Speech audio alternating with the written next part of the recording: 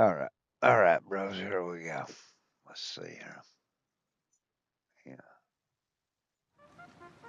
here we go. So.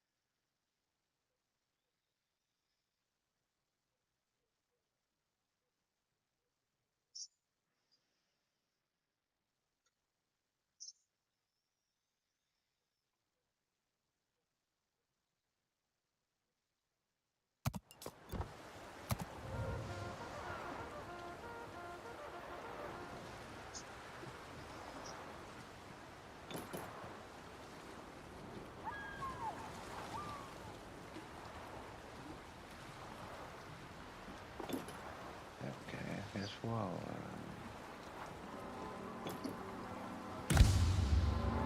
Play some gloves. Kill the others come up.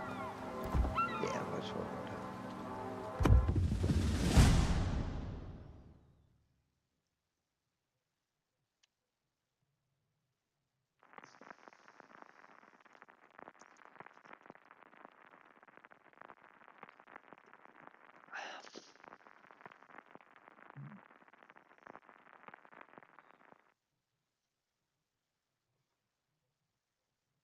Okay, here we go. Now.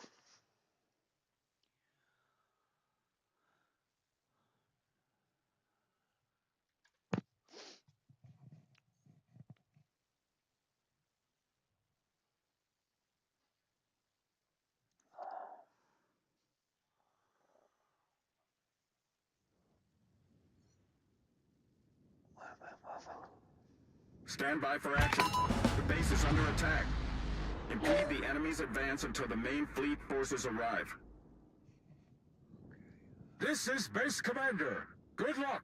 Try not to lose a single ship and save our base structures from destruction. Reconnaissance data suggests the principal attack will be launched in 10 minutes. If the outer radius of defense is broken, the attack will begin earlier. Denied! Awaiting instructions.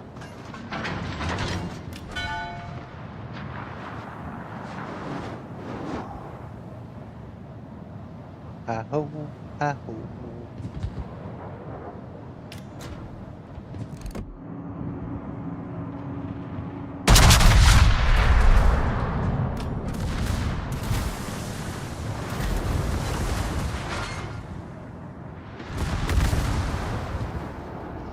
This is Base Commander.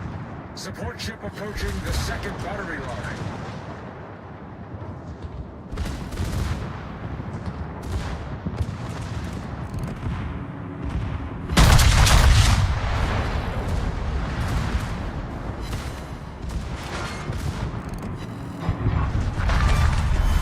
Enemy cruiser destroyed. Enemy cruiser detected.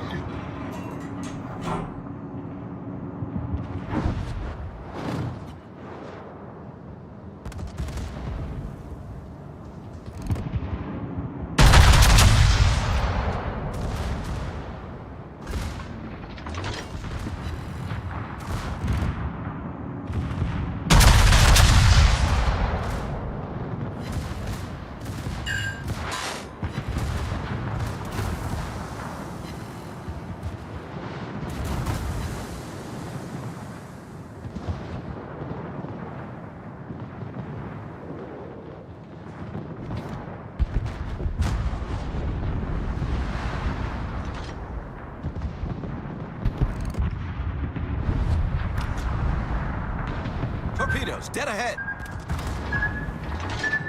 We're hull below the waterline. We're flooding quickly. Reconnaissance reporting. Second attack launched. That was a great battle. Sure. Attention. Destroy all enemy forces before the principal attack is launched, and secure the carrier's retreat to the base. This is Base Commander. Support ship reach Battery 1. Restoring the battery.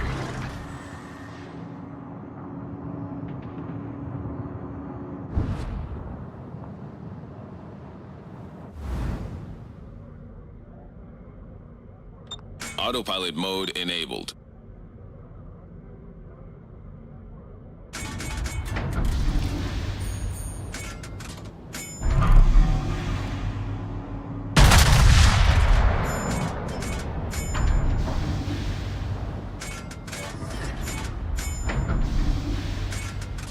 I don't know, dudes. I mean,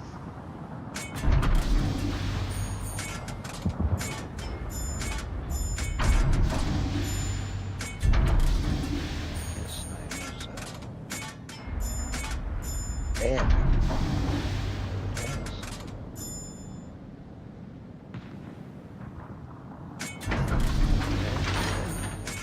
No. Concentrate fire on the designated target.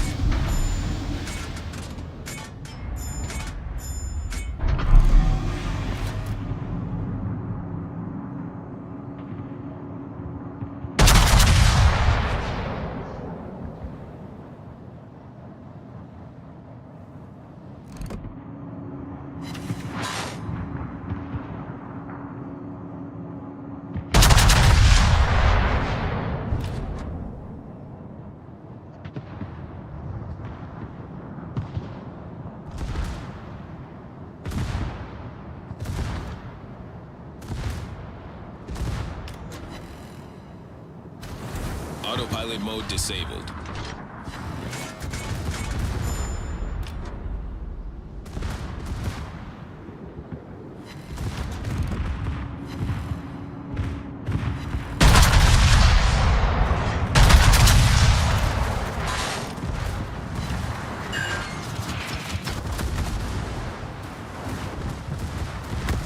The ship is on fire.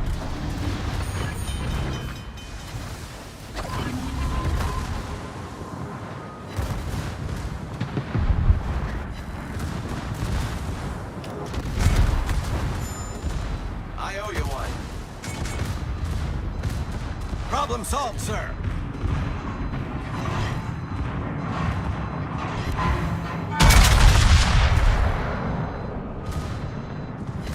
Torpedoes, direct front. Reconnaissance reporting. Third attack is about to be launched.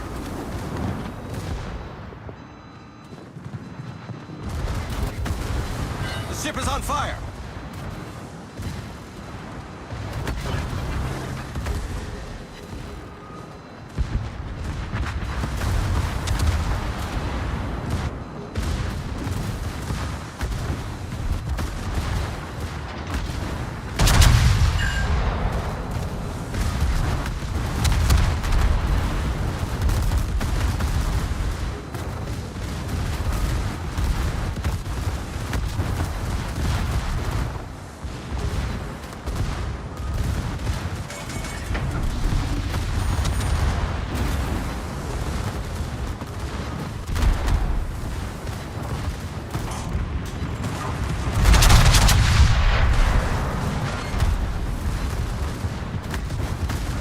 The ship is on fire.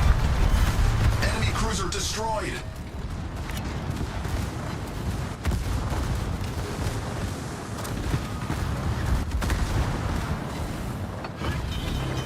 Bag arrest.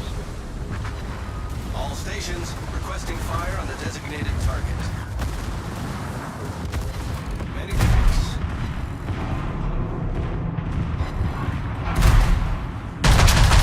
Problem solved. Oh. Over that. We destroyed an enemy battleship.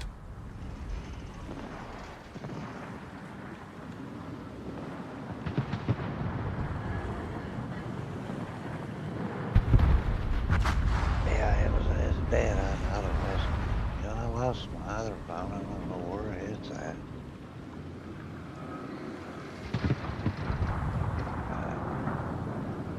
Been really sick lately, bros. Terribly sick. It's definitely sick.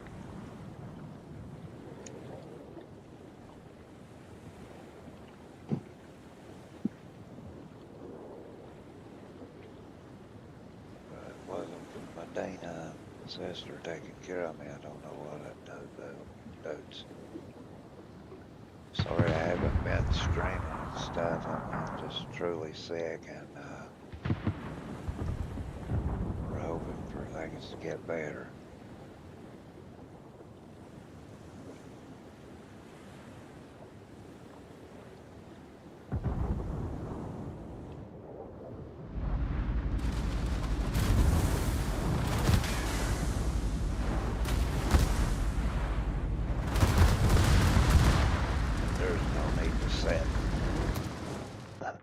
For this, bros.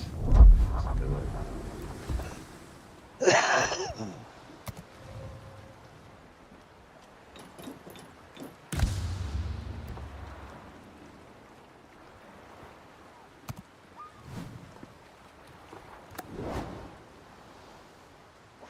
We just don't got it. I guess we'll just keep playing it for it.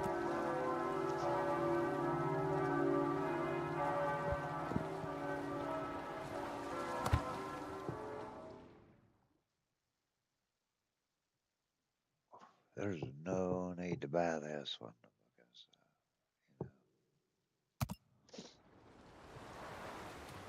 no need in the world to buy it. Let's do this. Let's see if we can't find us something here to listen to while we're doing this, you know. Like some crime something or something. I've been getting into those a lot too, like scams and petty thieves and shit like that.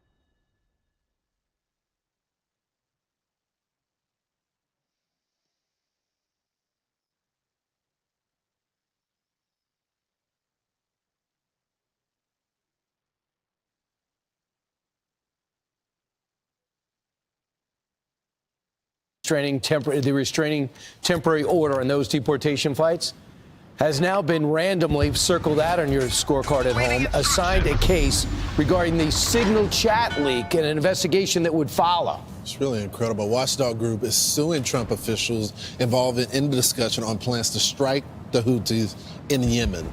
Chanley Painter is here with more on this. Hi, Chanley. Hey, good morning. So the assignment of that judge, James Boasberg, garnering criticism from Republican lawmakers who say the federal judge's rulings are clearly biased against the Trump administration.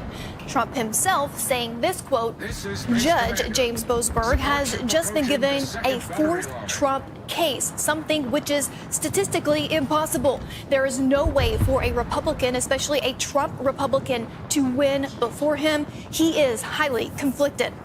And this case was filed Wednesday by the government watchdog group American Oversight, alleging that Defense Secretary Pete Hegseth and others violated federal records laws by discussing Houthi attack plans in a Signal group chat. President Trump is standing by his team and blaming the app. It's all a witch hunt. Here we are talking about some of the greatest business deals ever made. The greatest companies in the world are moving into the United States, and you want to ask about whether or not Signal works. I don't know that Signal works. I think Signal could be defective, to be honest with you.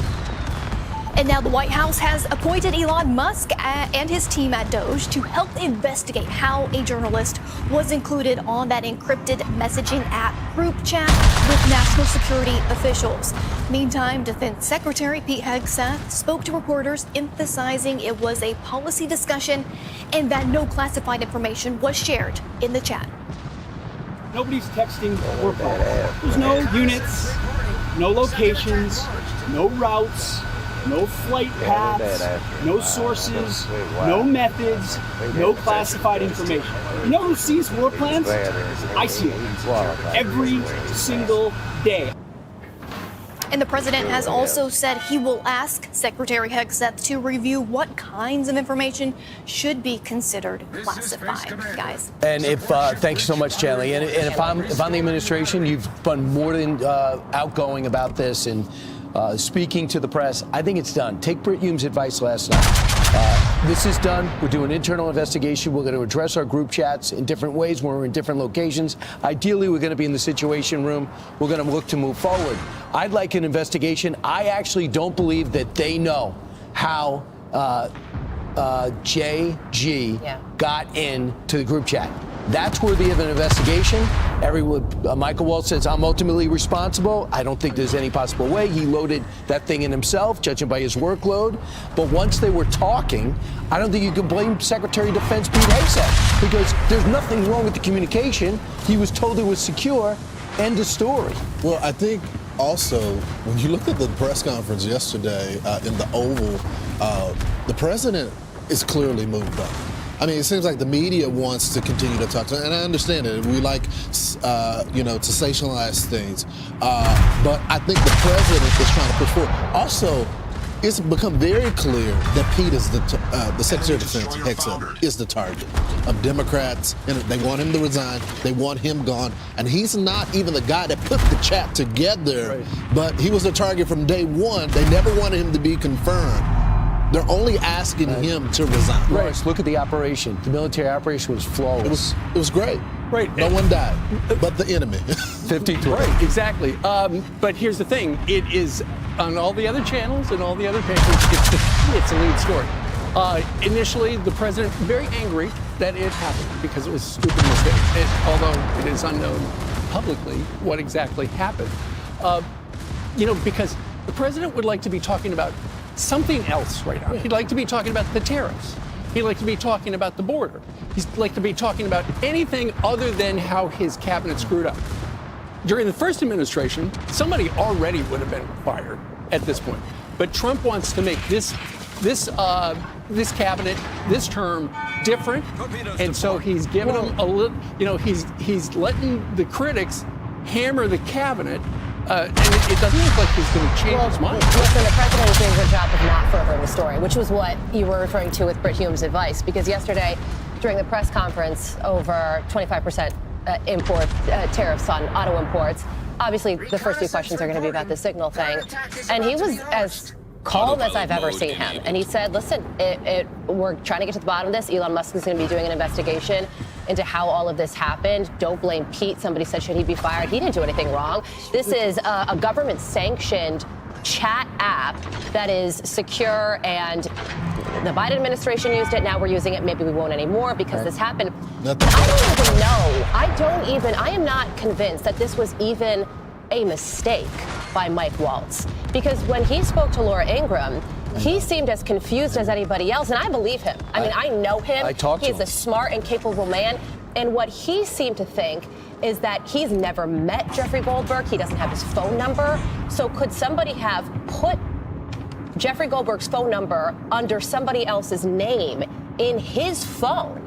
That wouldn't be his fault. Right. He would be the victim there. That's why what this investigation. But you know what I would say, Carly, for here on in, I would say this. We still haven't figured it out yet, but we got to move on. And I'll tell you, the Houthi rebels thing was a significant hit.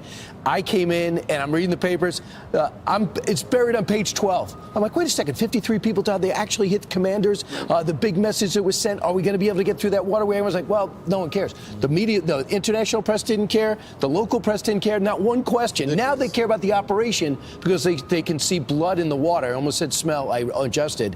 They could smell, and they want to do they're doing the Russia play. If you look at the other channels, it's the same thing. All different waves of how we're doing it. And then yesterday, I got a call.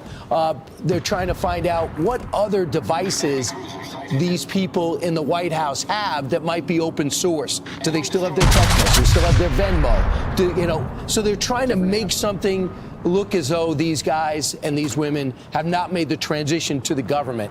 Good luck with that. The American people are not going to fall for another 3-year Russia investigation. I'm Steve Ducey. I'm Brian Kilmeade. And I'm Ainsley Earhart. And click here to subscribe to the Fox News YouTube page to catch our hottest interviews and most compelling analysis.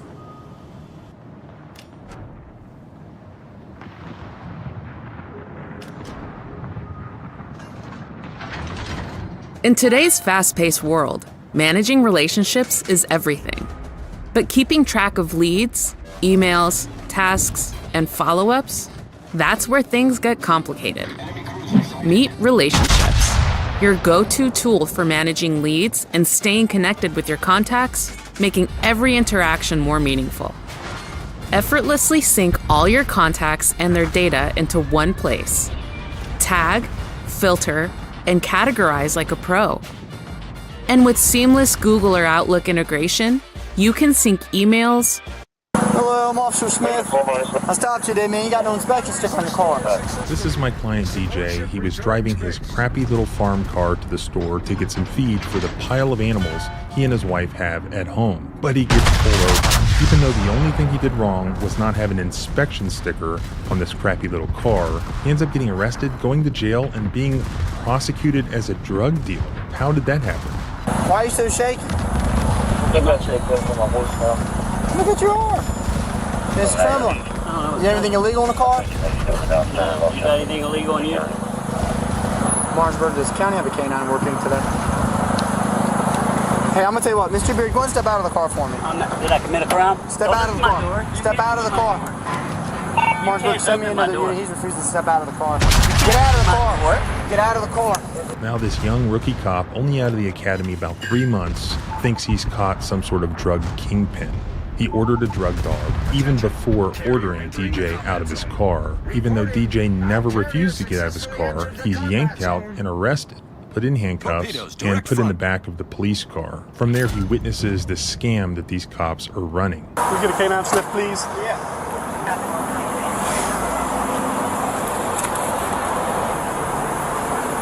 The supervisor can see that the dog is not interested and he knows what's coming next, so he turns away so his body cam does not capture what's about to happen.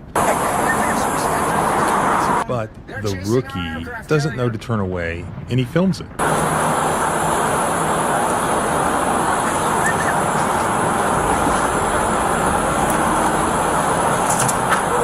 That's right, even though the dog was not interested in the car, the handler called his attention over, whistled at him, and tapped on the car, then gave the dog a treat when he reacted to the tapping. That's the scam. And the supervisor tells DJ that the dog alerted, but DJ saw what happened. So the dog gave a positive alert for I saw him tap up there, but there's nothing illegal. I've never done drugs in my life. There's nothing illegal? Okay. No. All right. Now, do time to tell us if there was? No, there's definitely not. Okay. That was used as the justification to go through all of DJ's stuff. And while doing so, that same supervisor mocked the whole situation while talking to the dog handler, and they both laugh about the scam they just pulled on DJ and about the fact that DJ saw it, and they don't even care. I said, canine in the car. He's like, yeah, I saw him tap up there. Wait, bitch, shut up. Is that what he said?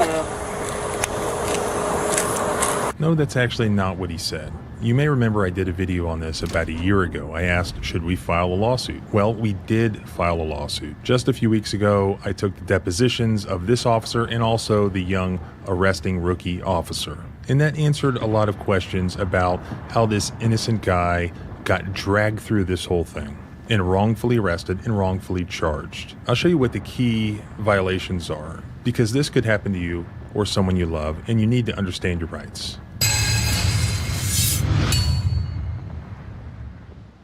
You know, fighting for justice often means that I'm on the move, and recently I found myself in a bit of a bind while traveling. Picture this, I'm out in the middle of nowhere, My phone's data roaming is off the charts expensive, and there's no Wi-Fi in sight when I needed to make an important call about a case. That's when I wished I had Saley, the new eSIM service by Nord Security.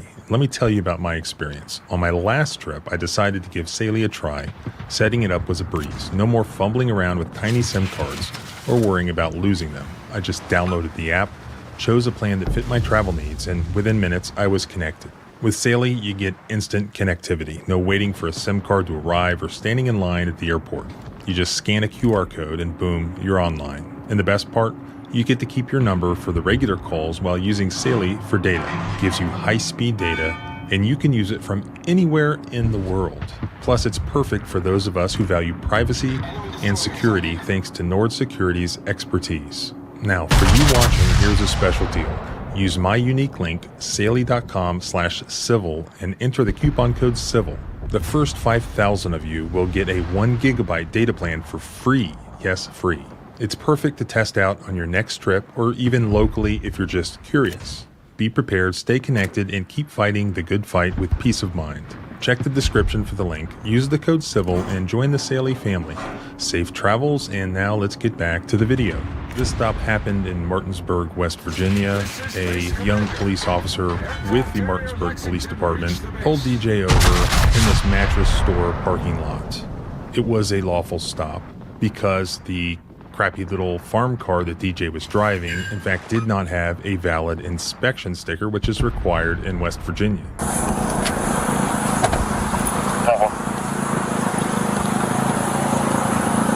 Hello, I'm Officer Smith. I stopped you today, man. You got no inspection sticker on your car.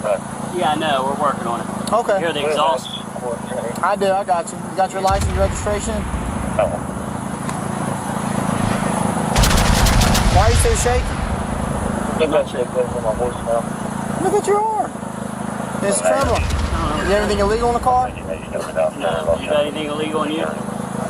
Even though this traffic stop right now is completely legal, because there was reasonable suspicion that there was a violation, and that was the lack of a valid inspection sticker. It's still a seizure under the Fourth Amendment, and the Fourth Amendment requires that any seizures be reasonable, both lawful at their inception and also reasonable in relation to the actual purpose of the seizure, the purpose of the stop, the inspection sticker. Here, despite there being a lawful stop, it goes terribly sideways because this young officer immediately pivots from investigating an inspection sticker to all of a sudden a drug investigation. It all seems to have begun with this bizarre question, why is your arm shaking? When it clearly is not shaking, we can see from several views. Why are you so shaky? I'm not shaking from my voice now. Look at your arm. It's trembling. You have anything illegal in the car? Now, at the officer's deposition, I asked him, what part of Mr. Beard's body did you observe to be shaking? He said specifically his left hand, whereas in the video, he said arm, and he appears to have pointed at the right arm, which is the only possible appendage that could have been shaken. Look at your arm. It's trembling.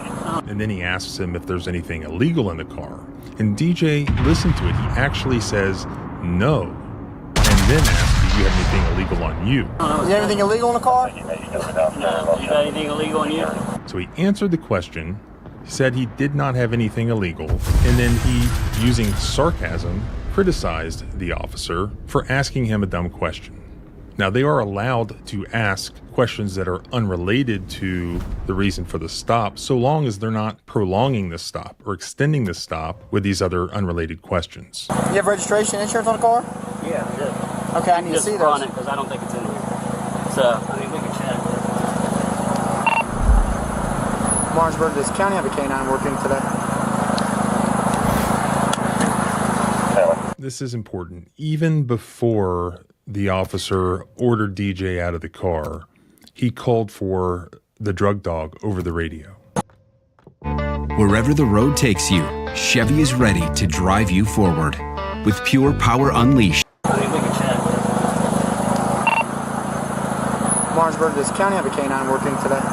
That's significant. When I asked the officer at his deposition, what was it about this traffic stop that made you want to order Mr. Beard out of his car? His answer was this: really, I guess the totality of the circumstances. Everything from me seeing his arm being shaky, not wanting to give me his registration, or even attempt to locate it for me. Him searching the glove box made me uncomfortable because I couldn't really see over into the glove box what he was reaching for.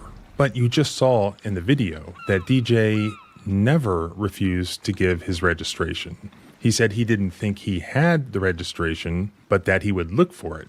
Then as he said he would look for it, he opens the glove box clearly to look for it, and he begins to look for it. You have registration insurance on the car? Yeah, I did. Okay, I need to see those. Just run it because I don't think it's in here. So, I mean, we can check. Martinsburg, does the county have a K-9 working today? So it's not true that he refused to give his registration. He was in the process of looking for his registration, which had been requested. He was trying to comply. Commonly, we keep our registrations in the glove box. But now this officer, after the fact, is claiming that the reason he wanted him out of the car is because DJ was searching around in his glove box, and that was suspicious to him. It made him feel unsafe. Clearly, the video footage does not match up with his sworn testimony. Hey, I'm gonna tell you what, Mr. Beard, go and step out of the car for me. Did I commit a crime? Step out of the car. Step out of the car. Martinsburg, send me another unit. He's refusing to step out of the car. Get out of the car. Get out of the car. You're under arrest for obstructing. You're under arrest for obstructing. I told you to step out of the car. I told you once. What crime did I commit? You don't have to commit a crime for me to have you step out of the car. Give me your other hand. Hold on, let me put Give this me down. your other hand. You can't just... Give me your other hand. If you're videotaping, that's fine. I'm videotaping too, man. When I asked you to step out of the car, you're required by law to step out of the vehicle. If when I asked by a committed a police. crime. Negative. I asked what crime I committed. I'm not allowed to ask what crime I committed. I told you I stopped you for dead inspection. Well, no inspection, actually. That's not to pull somebody out of the car with. You're acting very nervous. You're shaky. It's for my officer's safety. That's why I had you step out of the vehicle.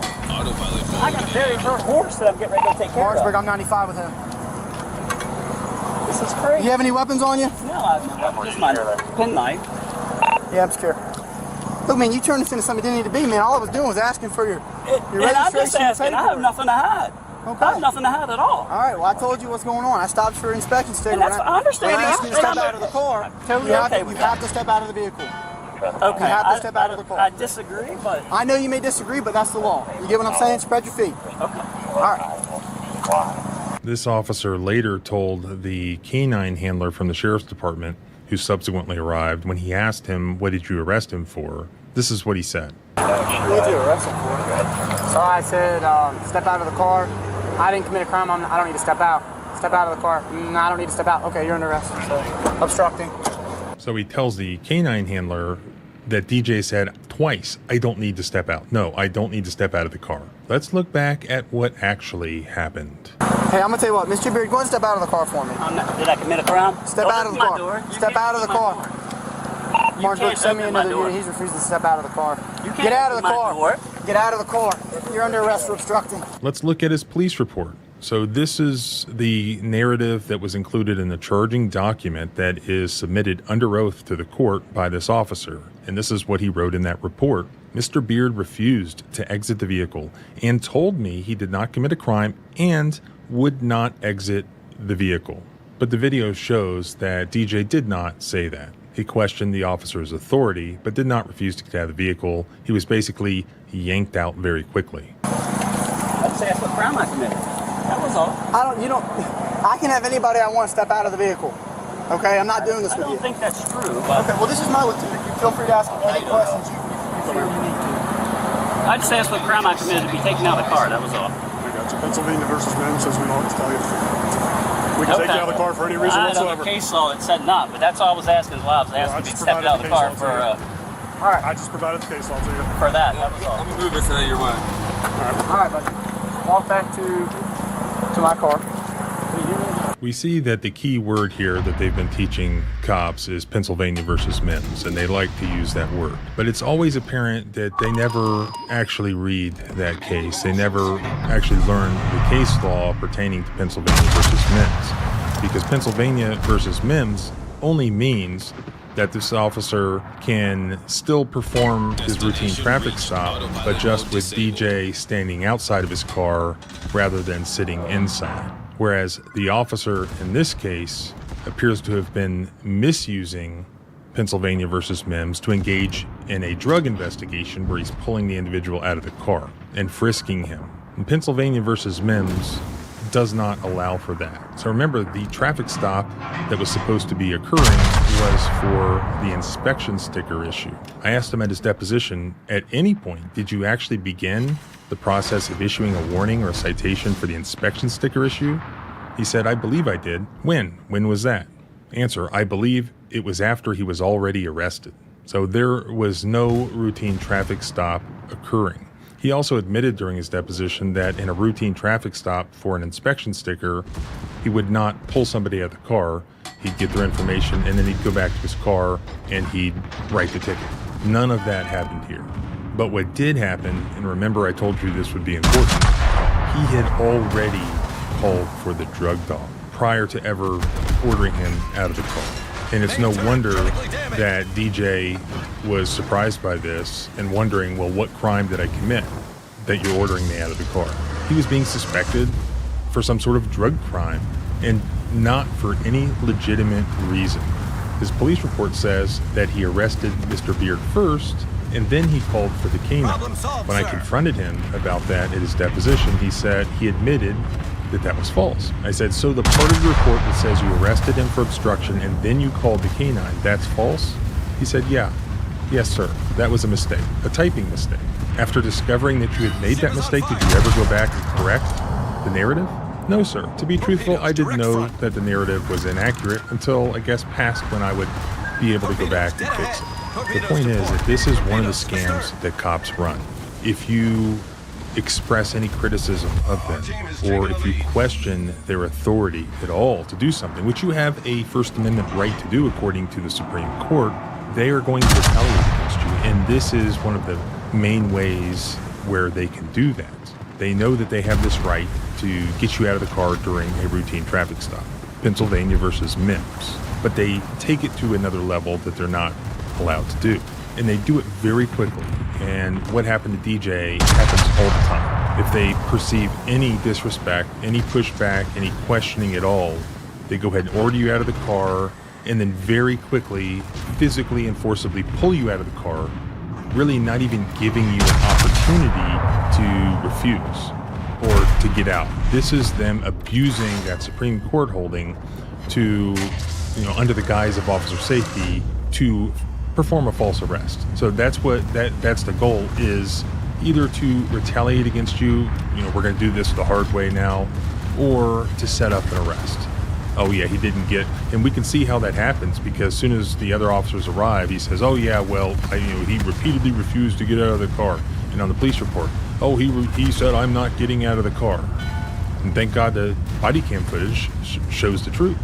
And that's why, there ended up not being any conviction here because the police report was false. I mean, it had a lie in it. It had a false statement.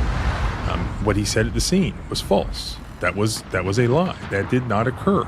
He was wondering why he was having to get out of the car when he was supposed to be in a traffic stop for an inspection sticker. This man had no chance to get out of his car. This had nothing to do with an inspection sticker. This was just pure retaliation. And you can see that to prove that, you have to go into the weeds and nail these people down like happened here. All right, so here's step 2 of the scam that not only happened to DJ on this occasion, but happens all over the country every day. The scam is that cops bring a drug-sniffing dog to the scene. What they need to search your vehicle is probable cause. The courts have said that if this trained drug-sniffing dog circles your car and signals that there's narcotics in the car, that is probable cause to then search the inside of your car. This is what they want to do. And as you'll see, they're not going to take no for an answer from the drug-sniffing dog. Well, see, he was shaking horrible. So I was like, anything illegal in the car? I said, do you have anything illegal on you? And I was like, okay. Do you have anything illegal in the car? You got anything illegal on you? I was like, anything illegal in the car? I said, do you have anything illegal on you? It's a cold. Can we get a canine sniff, please? Yeah. What's that? You want them closed? Oh, close them. I thought you said open them.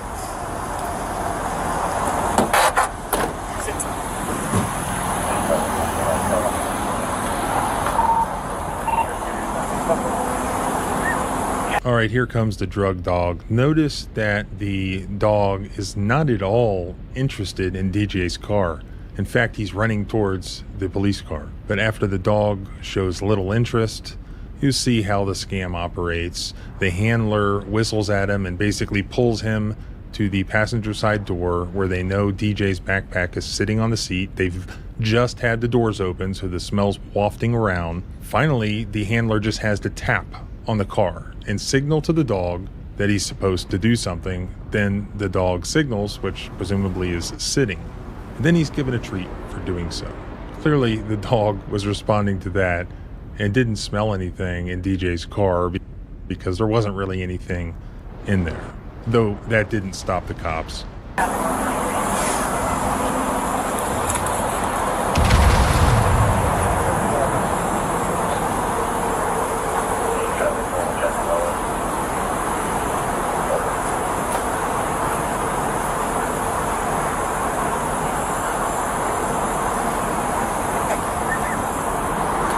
The supervisor, the lieutenant, sees what's happening, that the dog is not interested.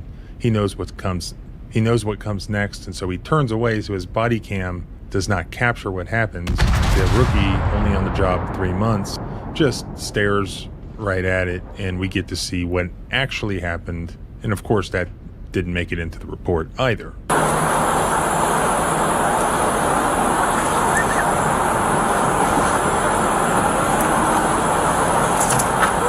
Then the lieutenant, who perhaps wisely wasn't looking when the dog, quote-unquote, alerted, went over to DJ and says, yeah, well, you probably saw that the dog alerted.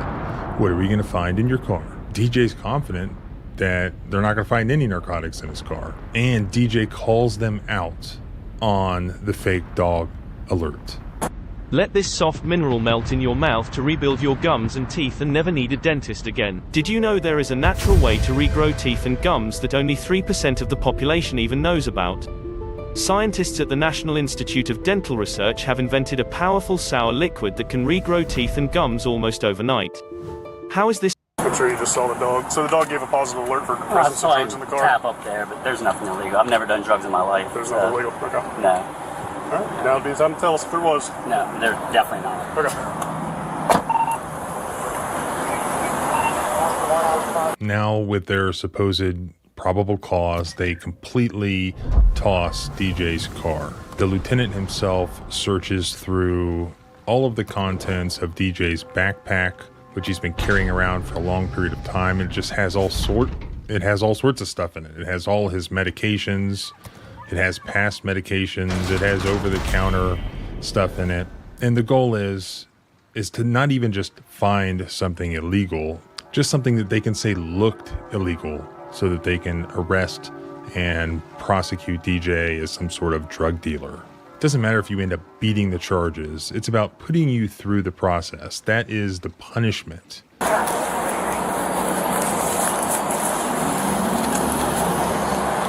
I haven't seen one of these little shit boxes for a while. I got your bag, sir.